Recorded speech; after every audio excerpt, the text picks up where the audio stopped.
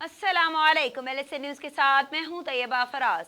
खबर शामिल करते हैं लोधना से। एडिशनल डिप्टी कमिश्नर रेवेन्यू की सुथरा पंजाब प्रोग्राम की तफसीलात।